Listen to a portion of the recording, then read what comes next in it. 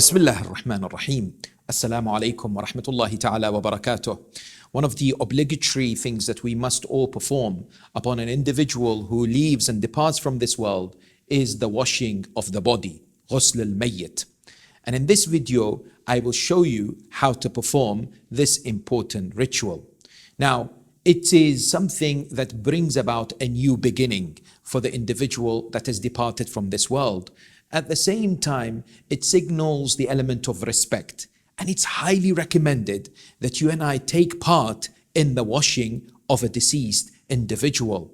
The narration says, Allah subhanahu wa ta'ala forgives the sins of those who take part in the washing of the body.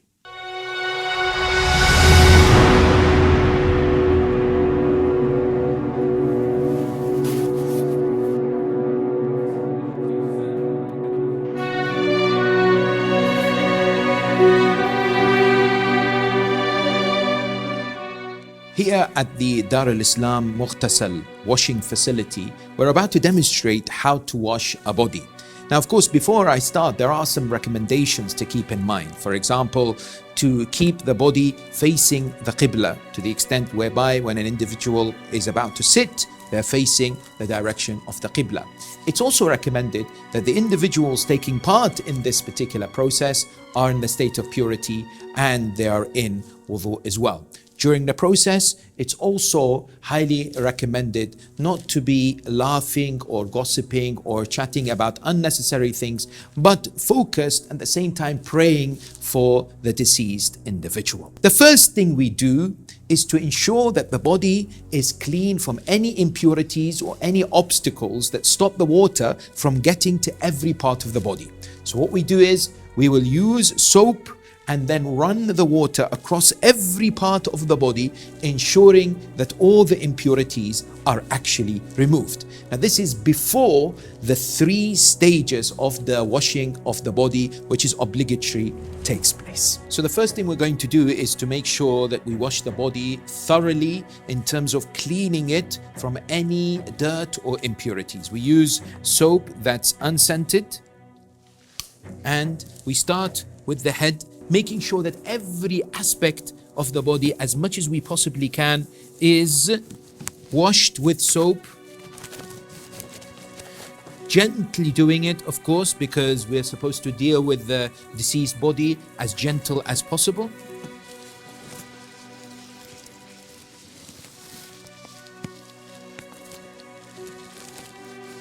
And my colleague here, my dear brother Haj Haider, will also then, after I finish, for example, the washing or the cleaning of the face and the head, he will use the water to remove the soap.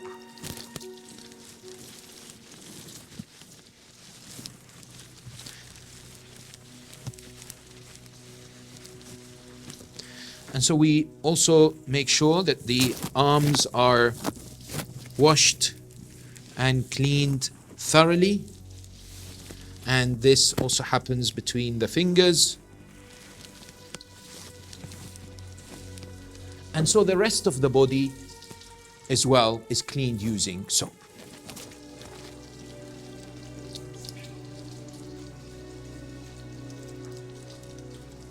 So once we've cleaned the body and used soap, it's very important that we clear the soap from the table and from the body completely. But remember, this is a prelude to the obligatory washing of the body using the 3 types of water, and it's not obligatory but highly recommended to make sure that the whole body is cleansed from all impurities.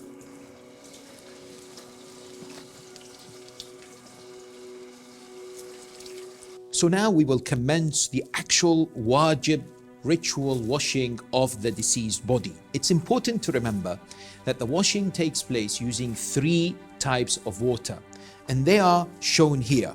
The first is what's known as the cedar water. Now, the cedar water is one made out of from the cedar tree, which is called the low tea tree or the berry tree. And the second is the kafur or the camphor. And the third is the actual pure water, which is represented here. Each of these is a separate stage when it comes to the washing of the body. So Bismillah ar-Rahman ar-Rahim, we will start the washing of the body. The first thing we have to do is have the intention, the niyyah. Of course, the niyyah can be kept inside, but it's better to pronounce it and utter it. The niyyah is, I am washing the body of this individual, this deceased person, with the sidr water, which is the first wash, qurbatan ila Allah ta'ala. It's also good and recommended, in addition to the frequent invoking of the remembrance of Allah subhanahu wa ta'ala, to recite certain supplications. For example, to recite Bismillah ar-Rahman ar-Rahim, Allahumma inna hadha badanu abdika al-mu'min qad akhrajta ruhahu min wa farraqta baynahuma fa'affuka affuk. O Allah, this is the body of your believing servant. You have extracted the soul from him and have separated between his body and soul. Therefore, please, we beg for your forgiveness. And during the washing, it's also good to recite this continuous supplication, Affuka, Affuk, forgiveness too. So for Ghusl Mayyit, it is of course obligatory, but it's performed the same way as we perform the other obligatory washing of our bodies, such as Ghusl Janaba, for example, Hayd, etc. We will start with the sidr water, and we will start with the head first, then the neck, then we will start with the right side, followed by the left side. So it is what's known as the sequential tartibi ghusl, for the first part, which is sidr, the second part, which is camphor, and the third part, which is pure water. I perform the ghusl ablution with sidr water for this deceased person in order to seek proximity and closeness to Allah subhanahu wa ta'ala. Bismillah ar-Rahman ar-Rahim. So we've cleaned the body, and now we're starting the wajib part, which is with sidr water. We want to make sure that the water reaches every part. So I place my hand under the head and make sure that I run the water across every part of the body, including the eyes, the nose, the lips, and the face, the neck. And the same thing by placing my hands underneath and tapping it so that the areas are all covered with the water. Then we move on, after covering the head and the neck, towards the right side. So I run the water like so on towards the right side of the body, making sure that the water reaches all the necessary parts as well. Of course, the private area must be covered at all times, irrespective of the individual that is being washed. And without a doubt, the ruling is that the washing of the body has to be done by the same gender. So males must wash the body of a male, and females must wash the body of a female, with a few exceptions, such as, for example, a child, or whether a husband is washing the body of his wife, for example. The hands are raised, and it is good to tap the bottom of the arms, as well as ensuring that the water reaches, for example, under the armpits. And gently the hands are placed, and we continue to do so for the legs and the thighs.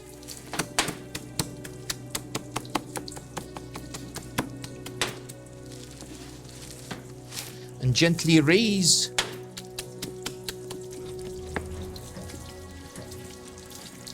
the legs and the thighs and the ankle, and ensure that in between the toes it's all covered and water reaches everywhere. And what happens is, without of course ensuring that any gazes are present, the area, the private area, is also covered too. Usually there are people who will help, for example, holding the neck and the body, because it's very important to keep in mind the respect for the deceased and to make sure everything is done gently. For example, putting the body back gently after the entire right hand side at the back is covered as well. Now we wash the left hand side of the body, making sure that the water reaches every part. Allahumma afuk, Allahumma afuk, Allahumma afuk, Allahumma afuk.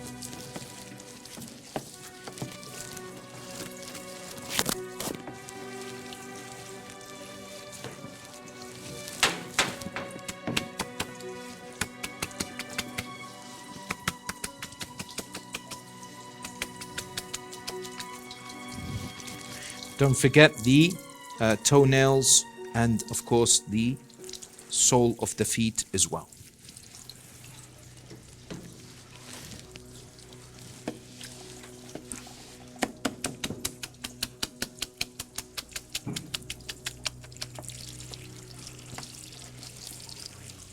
Then of course, as we did for the right hand side, we do the same for the left hand side. We carefully lift the body and ensure that the back is also covered with the sidr water as well.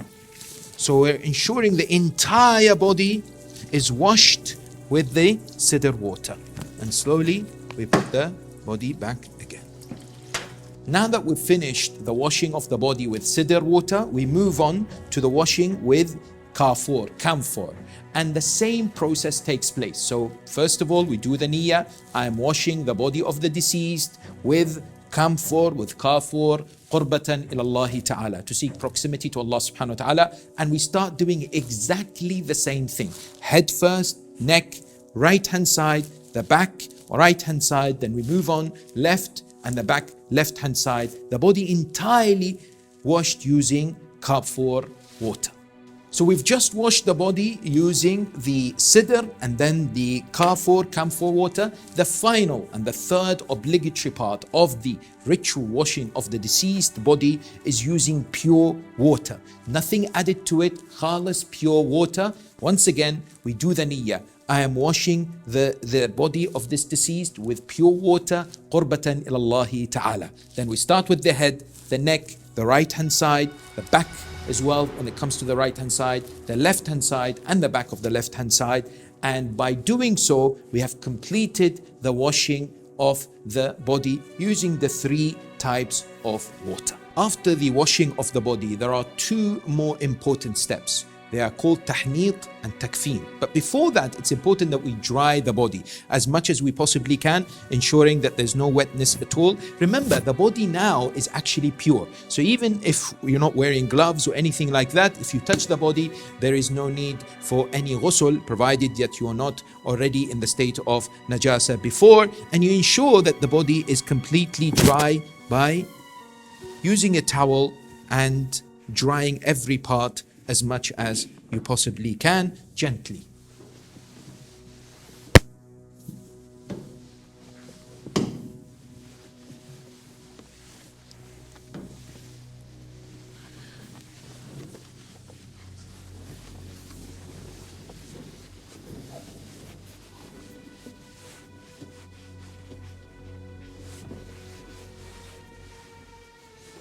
So there you have it. We've completed the ghusl, the obligatory ritual washing of the body with the 3 waters.